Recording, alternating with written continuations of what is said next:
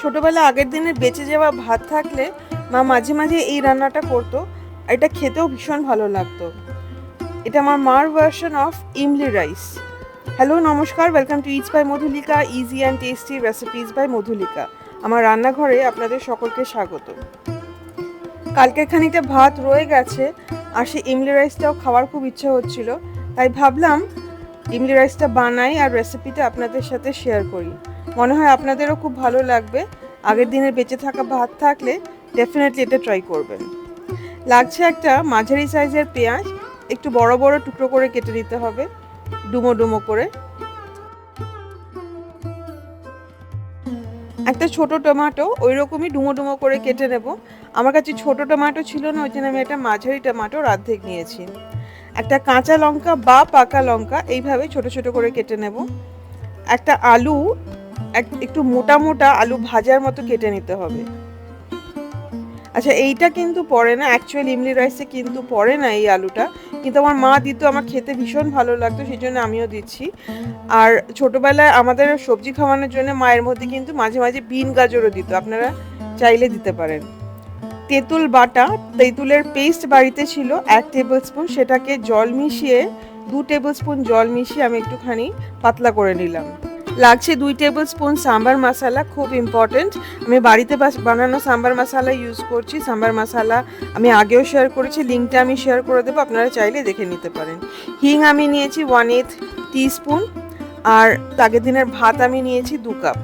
এটা আপনারা সহজেই যে কোনো টিফিনেও দিতে পারেন, খেতে কিন্তু ভীষণ ভালো লাগে।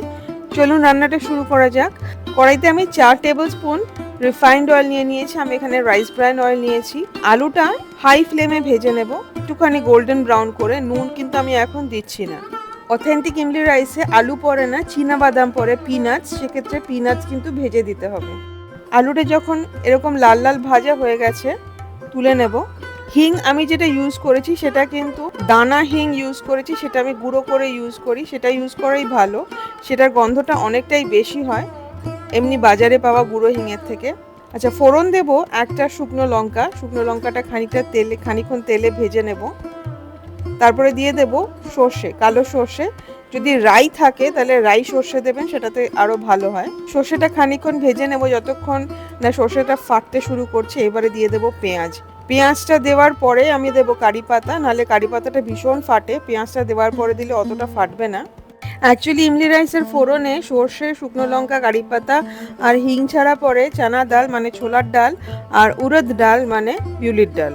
খানিকটা পেঁয়াজটা একটু নেড়ে নিয়ে, পেঁয়াজ আর কারি পাতাটা একটু নেড়ে নিয়ে, কারি পাতা যখন সুন্দর গন্ধ বেরোচ্ছে তখন দেবো হিং। হিংটা কিন্তু পুড়ে গেলে খুব খারাপ একটা গন্ধ বেরোয়, সেই জন্য আমি হিংটা হয় গ্যাস বন্ধ করে দিই, আর না হলে আরও কিছু অ্যাড করার পরে, যেরকম এখানে পেঁয়াজ অ্যাড করার পরে দিচ্ছি, তো যখন কড়াইয়ের টেম্পারেচারটা অনেকটা কমে যাবে।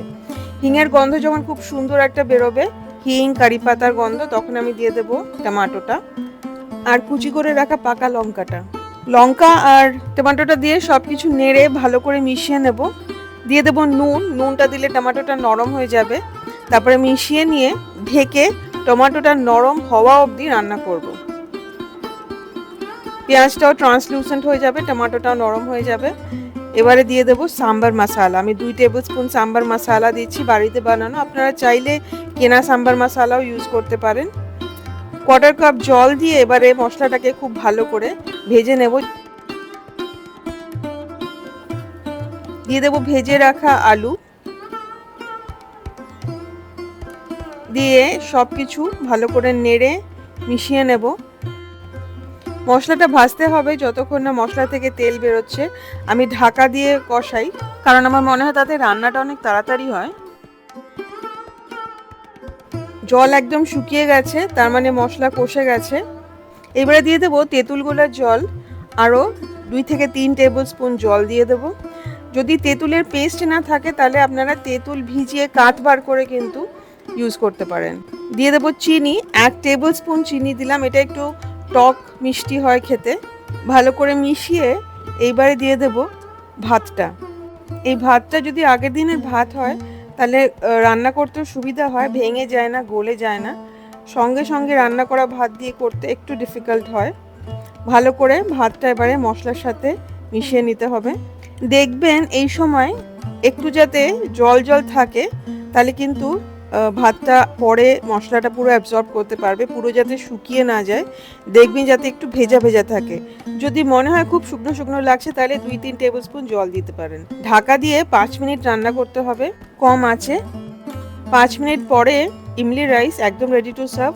ভাতটা পুরো মশলার গন্ধ, কারি পাতার গন্ধ সব কিছু অ্যাবজর্ব করে খেতে দুর্দান্ত হয়ে গেছে। সব কিছু সিদ্ধ হয়ে গেছে এবং ভাতগুলোও ফ্লাফি হয়ে গেছে।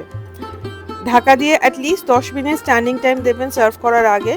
সার্ভ করবেন রায়তার সাথে। রায়তাটাও আমি দেখিয়ে দিচ্ছি, একটু ডিফারেন্ট করে রায়তাটা আমি বানাচ্ছি। আমি 2 টুকরো শসা কেটে নিলাম, একটুখানি টমেটো কেটে নিলাম। আমি এখানে একজনের মতোই রায়তা বানাচ্ছি। এরকমভাবে চৌকো চৌকো ছোটো ছোটো টুকরো করে কেটে নেব শসা আর টমেটোটা। একটা বোলের মধ্যে 80 গ্রাম দই নিয়ে নিয়েছি, টক দই, 1 টেবিল স্পুন চিনি। চিনিটা আপনারা চাইলে কম দিতে পারেন। নুনটা স্বাদ মতো দেবেন। আমি এখানে 1/4 টিস্পুন দিয়েছি আর 1/4 টিস্পুন ভাজা মশলা দিয়েছি। খুব ভালো করে একটা বিটার দিয়ে ভালো করে মিশিয়ে নেবেন, যাতে মিশ্রণটা একদম স্মুথ হয়। এইভাবে যত একটু মেশাবেন, ক্রিমিও হবে মিক্সচারটা আর স্মুথও হবে। দেখতে পাচ্ছেন অনেকটা কিন্তু ফ্লাফিও হয়ে গেছে। এইবারে মিশিয়ে দেব শসা আর টমেটো। টুইস্টটা হচ্ছে আমি এর মধ্যে একটা ফোড়ন দেব, আর ফোড়নটা আমি ঘি দিয়ে দেব। এটাতেই গন্ধটা কিন্তু অনেকটা পাল্টে যাবে। একটা তড়কা প্যানে আমি 1 টিস্পুন ঘি নিয়ে নিয়েছি, তার মধ্যে রাই সর্ষে বা কালো সর্ষে দিয়ে দেবেন 1/8 টিস্পুন। সর্ষেটা যখন ভাজা হয়ে যাবে দিয়ে দেব কারি পাতা। কারি পাতাটা ভেজে নেব, কারি পাতাটা ক্রিস্প হয়ে যাবে আর খুব সুন্দর একটা গন্ধও বেরোবে। ঘিটা থেকে ছেঁকে নিয়ে পুরো ফোড়নটা আমি দিয়ে দেব এই রায়তার মধ্যে। পুরো কারি পাতাগুলো আমি দিলাম না, খানিকটা কারি পাতা রেখে দিলাম আমি গার্নিশ করার জন্যে। যখন গার্নিশ করবেন, যখন সার্ভ করবেন, তখন রায়তার ওপরেও দিয়ে দেবেন কারি পাতা আর ইমলি রাইসের ওপরেও কারি পাতা দিয়ে গার্নিশ করে দেবেন। ক্রিস্পি কারি পাতা খেতে খুব ভালো লাগে। তৈরি হয়ে গেল ইমলি রাইস, আর তার সাথে সার্ভ করার জন্য খুব সহজ একটা রায়তা। এটা অথেন্টিক ইমলি রাইস নয়, কিন্তু এটা খেতে ভীষণই ভালো হয়।